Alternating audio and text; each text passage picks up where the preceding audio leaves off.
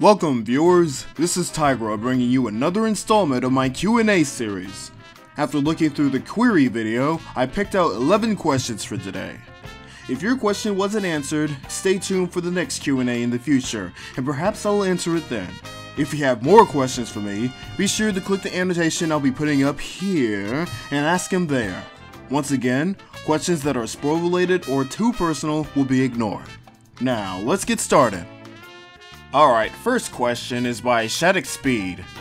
What possible shippings, romantic couples and such can be made from some of the characters in Smash King?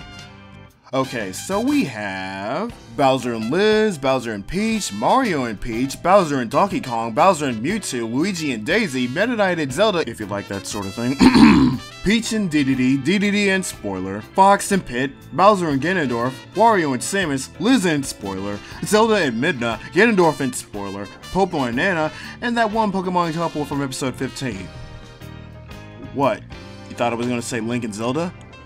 Nah. Not here. I'm original. I paired it up with Meta Knight. I mean, who does that? Okay, I'm done. Next question by Jake, Sachantre? I'm sorry if I mispronounced your name, but it's Sachantre. Yeah. Will you ever do a Super Smash Bros. 64 machinima with hacks? It won't be authentic, but with the current hacks for Ball, I could simulate a Smash 64 machinima for something for another time. Next up, Ebony Ivory 81 asks, if you didn't have Bowser as your texture, who would you have as your texture? It'd be my actual main in Brawl, Wolf. Why do I have to leave you behind in Smash 4, you beautiful creature? Why? Alright, next question by Morquez. In your opinion, which character do people never use for personal texture hacks? I use Pokemon Trainer and Base over Ganondorf, so I consider myself somewhat original. I think I saw only one or two Bowser representatives in this community rather than me, so I'd say Bowser's a rarity as well. Ganondorf is another purely because the man's textures are really convoluted to work with from what I've heard. Are there any DDD reps? I only know one Wario. Nobody wants to be a bad guy for a rep! Shoutouts to you being Pokemon Trainer, since that was more of an impossibility at the time when hype behind this community was at its peak. But yeah, the rate in which characters are never used for texture hacks are about as high as the rate at which characters in the Brawl roster are never used as main characters in Machinima. Link again? Man, does nobody think Donkey Kong would be a decent main protagonist? What about Ice Climbers? Nah, they aren't even in Smash 4, they lost their chance. Excuse me. Now, Arthur2 Light asks, I hear you might be a fan of the Kingdom Hearts video game series. So who is your favorite original character? Which game is your favorite? Finally, would you even consider using the music from the Kingdom Hearts series for Smash King? My favorite original character would have to be Riku. I didn't really have much to say about any original character come Kingdom Hearts 1, but Chain of Memories and beyond, I kinda enjoy Riku's character arc. After all the wrongs he did in the first game and how he chose to walk the path of redemption, his reward at the end of Dream Drop Distance felt like one of the things Kingdom Hearts' crazy confusing storyline has done right in recent years. Like, I really felt that he had come full circle and groomed from what he used to be in the first game, and it was a really satisfying feeling to me. As for a favorite game, that goes to Birth by Sleep. I enjoy the customization options and the individuality aspect of the command deck system. While there are more effective skills to use on particular things, Thunder Surge! Thunder Surge! Thunder Surge! It still feels like you can play the game one way, while you can look up videos of other players and see them go at things another way with different skills and abilities. It added that layer of individuality that it makes both your own separate playthroughs and other playthroughs not feel the same. Dream Drop Distance probably would have beaten Birth by Sleep for me, if not for the flow motion mechanic dumbing down a lot of the game in my opinion. Seriously, why would I need a glide or a super glide when flow motion can allow me to infinite jump off walls and utilize momentum based jumps to get where I need to go much faster? How it doesn't. Music, I have used KH Music once so far, but it's just that there are other selections that I use over the Kingdom Hearts music a lot of the time. Whiteblade Zero asks, how hard is it for you to do your Bowser and or Giga Bowser voices? I tried to do one myself, but it always bothers my throat doing so. When I got a handle on the Bowser voice by episode 6, it did wear on my throat fairly quickly when I gave myself plenty of lines. But nowadays, after many years of doing it, it usually takes an hour or two before my throat's aching for me to spare its miserable life.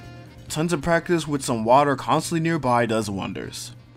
Okay, next question by NegaSilver63. Same question I asked the Hedgehog Engine. If you had to choose one of the male machinerators in this community to marry, who would it be? Kitty face. Man, there ain't nobody on that list that can handle this D. I have half a mind to— Maybe the Blossoming Lily. He did machinima at one point. And he's a peach rep, so if we go out, people would still think I married a girl. Maybe Angel Glory, cause hey, he could have multiple bodies, so I'd be free to explore my kinks with different quote-unquote people in this relationship. Yeah, any one of those two. Are you uncomfortable yet? Next question is by the Wild Challenger 101. Hey Tigura, if you don't mind me asking, how do you choreograph your fight scenes? Do you rehearse them with a friend? If not, then what process do you go through when making them? I go with fight scenes as I do with everything else in writing a script, particularly the dialogue. Like when I write dialogue, I constantly ask myself how one character will apply to what the other character has said and how it's being said. That translates into fight scenes because everyone on the roster has plenty of moves at their disposal, more so thanks to PSA hacks. So if Mario runs into attack, what does Luigi do in reply? Does he take the hit? Does he jump? Does he shoot a fireball? Let's say Luigi jumps. What does Mario do then? Does he jump after him? Does he stop to see what Luigi does? That's always my thought process when scripting fight scenes. Actually performing them in game is due to trial and error though. Sometimes the actions I script are either uninteresting or I just can't make it happen. So I have to improvise and think of something else. Then I have to ask myself whether the angle during the action is good enough, and do what could potentially be several takes to make sure the action is without lag between the character's moves to make the action look fluid and natural. There's even plenty of situations where the action sequence I had scripted completely in the script turns out to be really short. Well, it took an hour to write. I thought it would take an hour to read. And then I have to ponder what I have to do to pad out the fight into a more decent length. By that point, I improvise and test whatever works in-game on the fly. So it's both organized and freestyle whenever I create fight scenes. Alright, next question by Galactic Baron. So you mentioned that you played Sonic, Star Fox, and Mario series before, and I'm going to guess some experience in Legend of Zelda as well.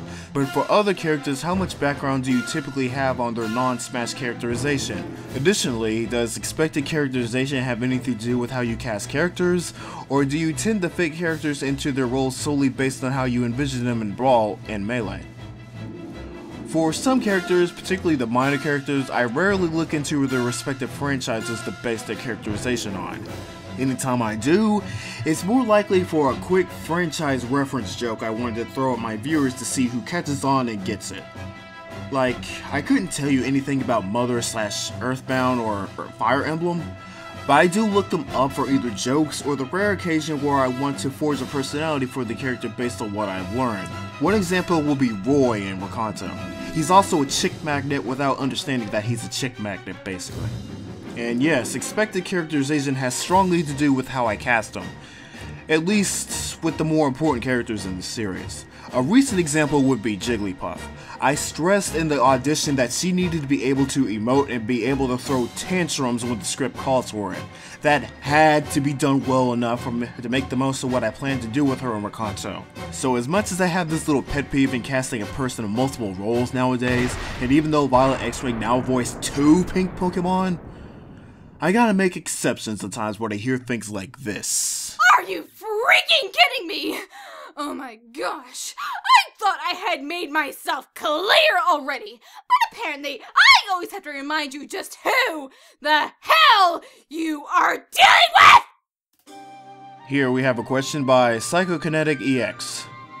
I remember that you once said that the original draft for a Smash game was a sappy love story between Peach and Bowser. What exactly inspired the change in direction from that to the action-packed and character-driven series we know today? Part of what inspired that change was the same reason I gave in the last Q&A vid why I made Liz a secondary love interest for Bowser. I eventually felt like I was force-feeding the coupling and that it could be distracting for the action. I always wanted this to be an action-packed series, at least on the basic surface of it all, but I felt the love story overshadowed it all. And that led into the other reason why the series changed from the rough draft. I ended up adding more characters in the mix to broaden the people and obstacles Bowser and Peach had to share the world with. Mario became a tritagonist, originally one-shot characters like Ike become secondaries. I also had the drive of wanting to bring something new to the table of brawl machinima at the time. There's comedy machinima, there's serious machinima. At the time there wasn't ones that are particularly emotional driven, or ones that can have both comedy and seriousness. I wanted to be the first to do that. While keeping the plot itself simple and fairly easy to understand, while I wanted an action-packed series, I wanted each important character to have more than one layer to them, to have a little bit more depth than what is seen before in the community at the time, to be required for people to actually stop and think about why these characters do what they do. To even attempt to do that, I had to think about more than I initially did when making the series. It led to the series having themes. It led to me wanting to tell my viewers a message through the series. It led me putting a bit of my own experiences in the series. And that's when Smash Game became much more than it originally used to be. And for my final question by Super Luigi 88, what are the biggest obstacles you have to deal with when creating these episodes? It seems that a lot can go wrong when you're relying on participation from people you can't contact without them being online. Let's see.